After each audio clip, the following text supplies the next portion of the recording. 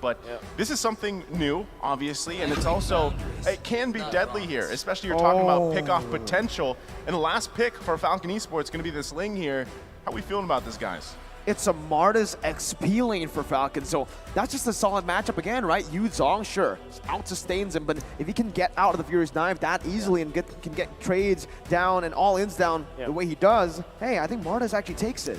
Unfortunately, the Ling is so much of a gamble, at least for Falcon. But we know that they can really fulfill with this. Why did they say that it's a gamble? There's so much crowd control on the opposite side. You have the Selena arrow, surely you can dodge that, but knowing that there could be other setups. Two petrifies? Two petrifies. The Kadita and the Yu Zhong, and then eventually the Paquito with the knockups that can be followed up with the Selena arrow. There's so much control that can come out of S11. That's kind of makes this Ling a little bit scary, but this is Falcon, dude. It's Falcon, dude. Falcon, dude. All right. Well, we've seen both team compositions, and it's a do-or-die situation for S11 Gaming. Match point for Falcon Esports. Who takes game number 2? If it's anything like day one, again, 2-0 all across the board. Falcon, are they going to be able to do it? Or will S11 break that curse here? Technically, the Paquito is also at a 100% win rate. And Jotun was the one who played it yesterday, too. Yeah, and I think, I mean, in terms of just the Paquito alone, being in the jungle specifically, this is something we don't see too often, right? I mean, usually it's in that side lane, but still running the high and dry here, that burst potential, that snowball potential is really good, especially when you're pairing it with a Selena pick here. You can already see even Ken going to be the focus, but gets out of there fine. Still, though, your pick-off potential with a Selena, with Chan here, is huge if he can land those Abyssal arrows. Yeah. You can see the vertical jungling coming out from Falcon's jungler Ken. After going for his purple buff, he went to the opposing Grammar. I don't know if that will actually give him more gold, but so far it's so good coming out from Falcon. And we know Ken, we can call him Ken the Man or Ken the Man. Hey, there are a lot of nicknames that Leo created for him. The Candy Man, the Burmese Python, I don't know. You can, or even the Dancing Peacock. I'm pretty sure if you watch that video of Leo out there, when he threw those names out there, Ken's face, just read the room.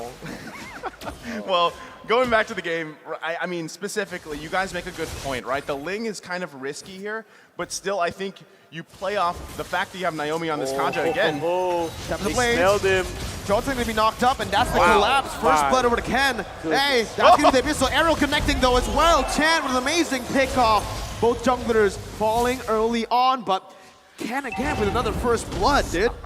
Dude. The way that he pathed through the top lane, he went in for, like I said, vertical jungling for Ken, right? And then eventually, he noticed that his Crammer is just, why is it not there? Why is it taken out? So he smelled where Jotun was and then outplayed him. Unfortunately, he got hit by an arrow. Oh, yellow flash, Decimate finds Papa Dog, eliminates him. Justin also jumping with the Black Dragon form. Chance gonna fall to Naomi. Jotun, no, he does not get the turtle with the red tree, but he does get it with a punch. He will fall to the hands of Falcon, though. 1.2k gold lead. And that's massive.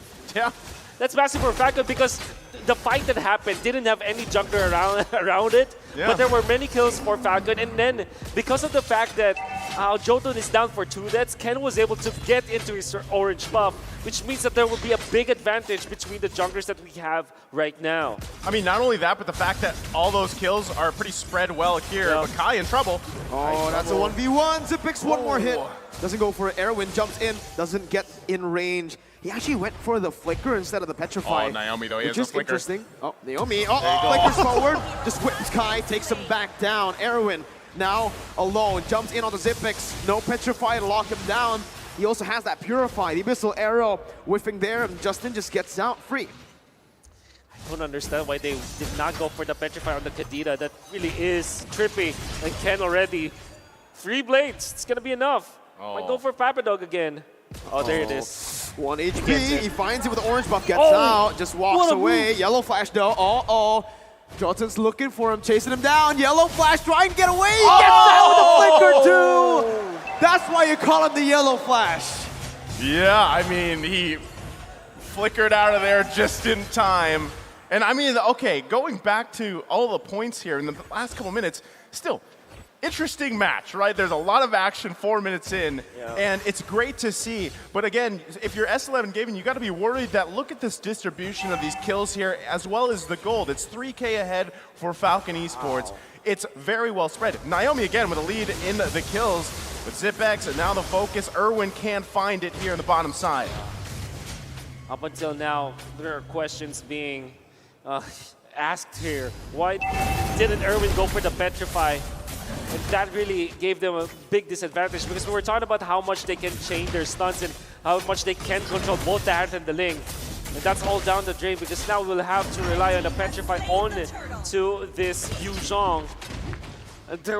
You can see them just really struggle against Falcon's aggression because everybody's just outplaying each other. Yellow Flash is outplaying his lane matchup. You can see ZipX just winning the lane matchup versus Kai. Naomi too gets a Divine Judgment. Erwin, he gets the rough waves out in time, but he is going to lose out on that kill pressure again. Mid lane pushed in, shoved in. That's the Abyssal Arrow connecting, and Jotun's going to be able to follow that up. Knockout strike. Chan finds that kill. Ken looking for some compensation as he dashes in. Has a time of the blades. Gets Jotun knocked up. No, he doesn't, but he does find 3 blades. Ken styling, dashing all across the place. That was clean, right? I mean, that was a great play from Ken here, and it's really tough to. That was sweet, dude. Candyman.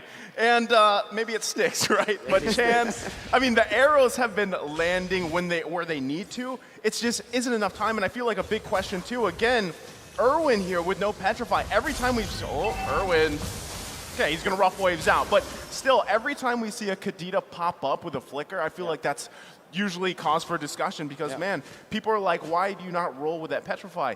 Now, you have to consider the fact too, there's 2 Purifies here for Falcon Esports. That's right. So even those, the CC available to S11, they've got to get through that first.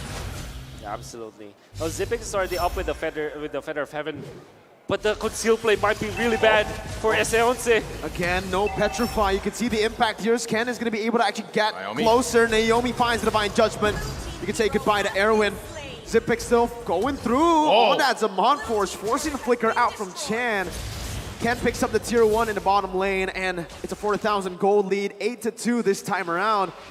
I don't know. That's a good Abyssal Arrow, but no follow-up. That's the reason why you pick up the Harith against the carry, or you see the lane matchup really going in their favor. Papadog is going to be able to get that Black Dragon form. The rough wave stolen away by Justin means that he can get out of that.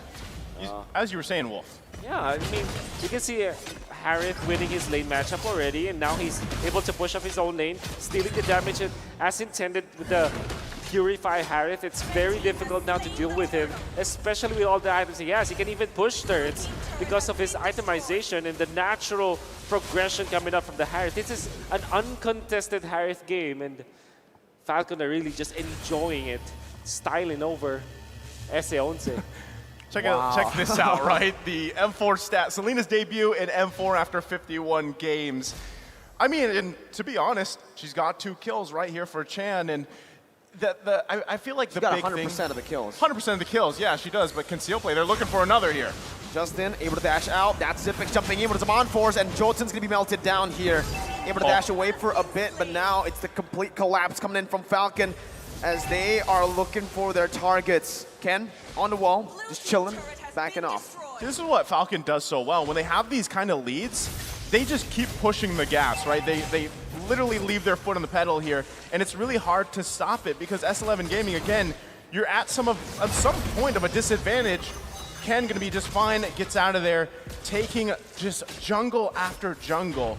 And like I said, this snowball effect, this momentum that we brought up earlier is apparent here in this game too. They're not stopping, and they're even controlling multiple parts of the map at the same time. Erwin, no Petrify, no lockdown, he missed. And even the Selena, right? Abyssal Arrow connecting dive with Divine Judgment over the Papadog. He disappeared. Ken now, ooh, he was looking for that kill right there. Jolton comes in with 2 jabs.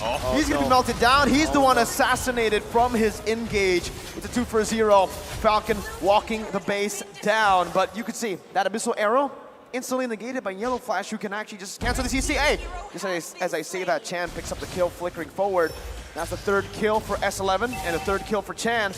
Oh, they're playing with him now, man. Justin's not even hitting him. I mean, he gets out of there. That's the thing, right? Chan is I guess you could say the saving grace here for S11, but to what extent, at what point, does this keep working? It's just a couple kills. You're still working against a massive gold lead in favor of Falcon Esports, and this should just be a free lord for them because, hold on, S11 Gaming going in. This is a Hail Mary play. Papadog only finding Justin, but has the rough wave. Xyp9x now completely free hitting, using the Zaman Force over. Jotun's gonna be melted down. Naomi's gonna be able to actually deal a little bit more damage before Jotun comes in with a Retribution, but it does not save his life. The killing spree for Xyp9x, a 3-for-0 for Falcon, and that's a free lord over.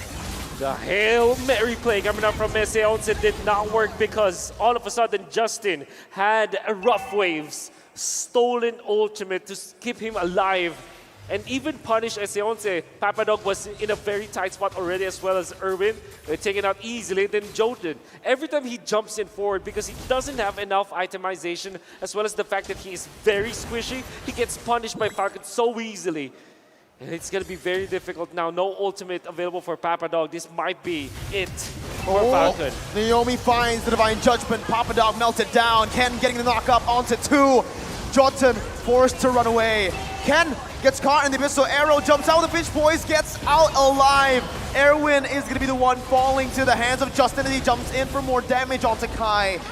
S11 surviving another day. Naisu, what you got to say, bro? I mean, 10.5 minutes in, base half health here. That could have been an end game there, but still, Falcon Esports pressing this situation here. They do want to end this before it gets too late. They've got a massive lead. They're going to be working on these inhibitor turrets. They still got the top one. And S11 Gaming, they've got to defend here the best they can with the tools that they have. Man, they took 2 base turrets down with the passive still intact. It's meant to clear out waves. It's meant to prevent these 10-minute ends. But Falcon, with their 13,000 gold lead, are going to look for the end here with a mid-wave. Papadog with Black Dragon form, zoning Falcon away, but he's going to be melted down. What? How? Now you see him, now you don't. What the heck? Disappearing from the map. That's Jotun 2. 3 members, 4 members, everyone just falling left and right. Tan able to find the Abyssal Arrow, but Yellow Flash is a bit too tanky. Falcon do not want to end. Ken wants to chase. Finally, they go in for the end, and it's a clean sweep. 15,000 gold lead.